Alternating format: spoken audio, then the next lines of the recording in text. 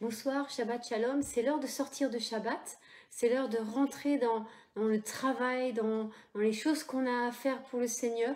Et dans ce travail, j'allais dire, sur nos cœurs, de rendre nos cœurs des cœurs de transformer, de laisser le Seigneur transformer et de l'aider, enfin de participer à cette transformation de nos cœurs de pierre en cœurs de chair, pour qu'il puisse bien régner premièrement en nous et chasser tout ce qui relève de l'orgueil, de la peur, de la comparaison, vous voyez, toutes ces choses qui nous encombrent, qui nous font mal et qui font mal aux autres autour de nous, pour qu'on puisse enfin être libre et qu'on puisse être bénissant, qu'on puisse être des gens qui bénissent, des gens bénissants.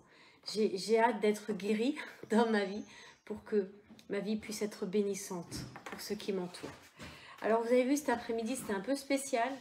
On a fait un Shabbat, une activité différente. On a été sur la place du village, partager avec les autres la bonne nouvelle et puis simplement communiquer, annoncer que Uitano était là au service de tous ceux qui le voulaient, tous ceux qui en avaient besoin.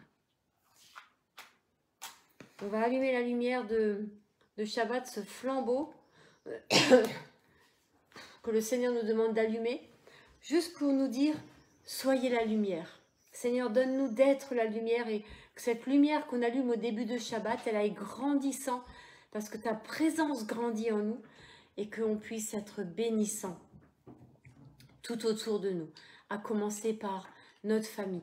Et notre famille, eh ben, elle se retrouve demain pour le culte. On va tous se retrouver, catholiques, protestants, pour célébrer le Seigneur, évangélique, c'est ça que j'oubliais. Je suis en train de me dire, alors juifs c'était hier, musulmans aussi, c'est les évangéliques. Mais voilà, vous voyez, dans un week-end, eh bien, tous ceux qui aiment l'Éternel se sont retrouvés.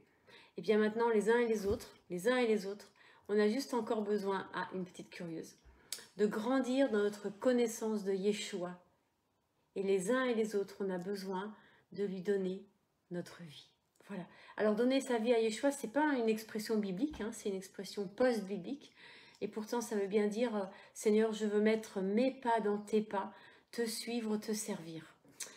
Cette coupe de vin est là pour nous redire le sang de Yeshua sur nous, pour nous redire que lui, jour après jour, il fait alliance avec nous, il continue de croire en nous, il continue d'avancer. Attendez, je sens le problème, la catastrophe arriver. Et je vais me débarrasser du problème. Voilà. Et donc le Seigneur, jour après jour, il continue d'avancer avec nous, il continue d'y croire. Le Seigneur croit en nous. Et ça, c'est la bonne nouvelle. Ça, c'est la bonne nouvelle de l'Évangile. Et je peux croire dans ce que le Seigneur croit en moi et sur moi. Amen.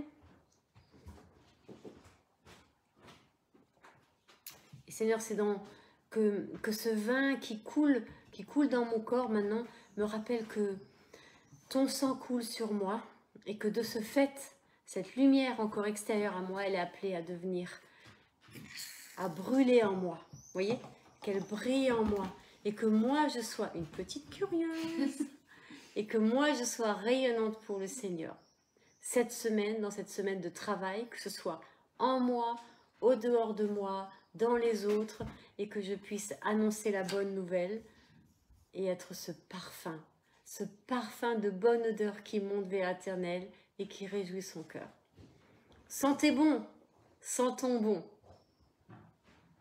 Au nom de Yeshua, je vous souhaite une bonne semaine, que la bénédiction de l'Éternel repose sur vous, dans tout ce que vous faites et dans qui vous êtes. Soyez bénis. À demain pour le culte. Et puis après, on se retrouve lundi soir pour ce partage sur l'évangile de Matthieu, mercredi pour la récap, et on recommence avec Shabbat. Bisous, bye bye.